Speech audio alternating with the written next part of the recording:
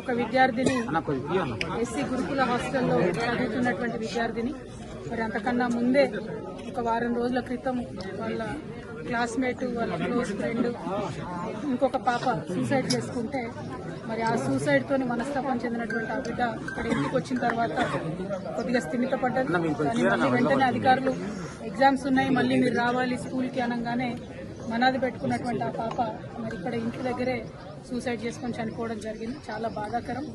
ఇటువంటి సంఘటనే గత 2 వారాల క్రితం భువనగిరిలో బీసీ హాస్టల్లో 2 ఆడపిల్లలు సూసైడ్ చేసుకోవడం చనిపోవడం జరిగింది.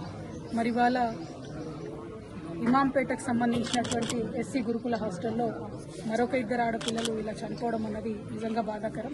ప్రభుత్వాన్ని చేతులు జోడించి విజ్ఞప్తి చేస్తూ ఉన్నాం, కొంచెం రివ్యూ చేయండి ఏం జరుగుతుంది. 10th క్లాస్ పిల్లలు మరి ముఖ్యంగా ఎగ్జామ్స్ టెన్షన్లో ఉన్నారా, ఎందుకు ఇట్లా జరుగుతుందనే విషయాన్ని దయచేసి ఆలోచన చేయండి. లక్షలాది మంది పిల్లల్ని గురుకులాలు పెట్టి మనం ఇలా గురుకులాల్లోకి తీసుకొచ్చినాం. మరి ఇట్లాంటి సంఘటనలు వరుసగా జరుగుతూ ఉంటే మరీ ముఖ్యంగా ఆడపిల్లలు చాలా సెన్సిటివ్గా ఉంటారు కాబట్టి వారు ప్రాణాలు తీసుకునే స్థాయికి వారిని మనం ఎందుకు ప్రెషర్ చేస్తూ ఉన్నాం.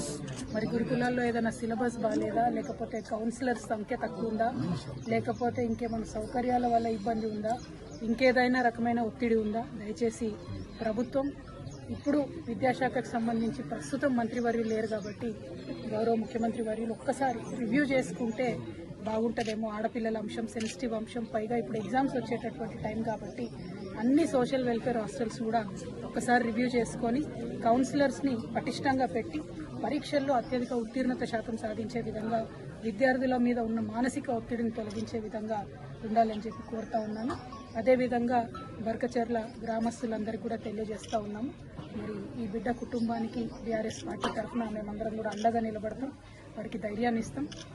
అనాథగా మిగిలిపోయినటువంటి వారి తల్లిగారికి మేమందరం కూడా మనస్ఫూర్తిగా అండగా ఉంటామని తెలియజేస్తూ వారి కుటుంబానికి బర్కచెర్ల గ్రామస్తులందరికీ కూడా తీవ్ర సంతాపాన్ని తెలియజేస్తూ మరొకసారి ప్రభుత్వాన్ని రిక్వెస్ట్ చేస్తూ ఉన్నాం. ఇది డిమాండ్ కాదు, పరీక్షల సమయం, పిల్లలందరూ కూడా ఒత్తిడిలో ఉండేటటువంటి సమయం. ఆడపిల్లలు మగపిల్లలు అన్ని హాస్టళ్లలో కూడా దయచేసి కౌన్సిలర్స్ సరిగ్గా ఉండే విధంగా గౌరవ ముఖ్యమంత్రి గారు తక్షణమే ఒకసారి రివ్యూ పెట్టవలసిందిగా రిక్వెస్ట్ చేస్తా ఉన్నాం. Thank you. మనోధైర్యం కోల్పోతున్నటువంటి పిల్లలకు ఒకటి, తల్లిదండ్రులు దయచేసి ఎగ్జామ్స్ మార్క్స్ అన్న ప్రెషర్స్ను కొద్దిగా తగ్గించుకుందాం.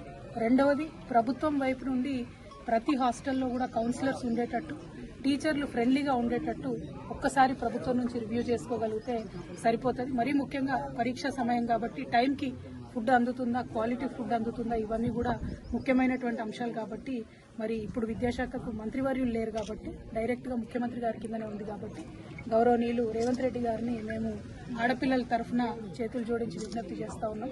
ఒక్కసారి ఈ డిపార్ట్మెంట్ని మీరు రివ్యూ చేయండి, రివ్యూ చేసి పిల్లల ప్రాణాలు కాపాడండి. ఎందుకంటే పరీక్షలు తొందరలో వస్తాయి, మార్చి ఏప్రిల్ మే అన్నీ కూడా రకరకాల పరీక్షలు ఉంటాయి కాబట్టి గురుకుల హాస్టల్లో ఉన్నటువంటి పిల్లల మీద ప్రత్యేక శ్రద్ధ పెట్టవలసిందిగా కోరుతా ఉన్నాం. కొన్ని అనుమానాలు వ్యక్తం చేశారు మేడం, చనిపోయి 10 రోజులు అవుతుంది, ఇప్పటివరకు కూడా ఏం కంక్లూజన్ తీసుకురాలేదు పోలీసు వాళ్ళు. ఇక్కడ అదే జరిగింది బ్రదర్. ఇప్పుడు వైష్ణవి పాపం వృత్తిలో కూడా అదే జరిగింది. పేర్లు చెప్పడం ఇష్టం లేక నేను పేర్లు చెప్తలేను. ఇక్కడ చనిపోయినటువంటి ఎస్సీ హాస్టల్లో ఊరేసుకొని చనిపోయినటువంటి పాప పరిస్థితి అట్లానే ఉంది. అంతకుముందు బీసీ హాస్టల్లో 2 పిల్లలు ఒకేసారి ఊరేసుకొని మృతి చెందినారు భువనగిరిలో, అక్కడ కూడా అదే ఉంది. ఇన్వెస్టిగేషన్ అన్నది ఎందుకో ముందుకు పోతలేదు. శ్రద్ధ పెట్టవలసిందిగా మాత్రం ఇన్వెస్టిగేషన్ విషయంలో ప్రభుత్వాన్ని డిమాండ్ చేస్తూ ఉన్నాం. ఎందుకంటే భువనగిరి హాస్టల్లో ఆటో వాళ్ళు వీళ్ళు అందరికీ కూడా ఎంట్రన్స్ ఉండేదని చెప్తా ఉన్నారు.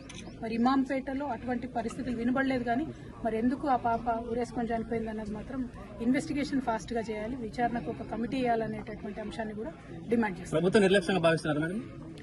నిర్లక్ష్యం ఉన్నా సరి చేసుకోవాలి బ్రదర్, ఇది పిల్లల విషయం కదా. నేనేమంటున్నా అంటే అవకాశం దొరికిందని ప్రభుత్వం మీద బురద చల్లేటటువంటి అవసరం లేదు.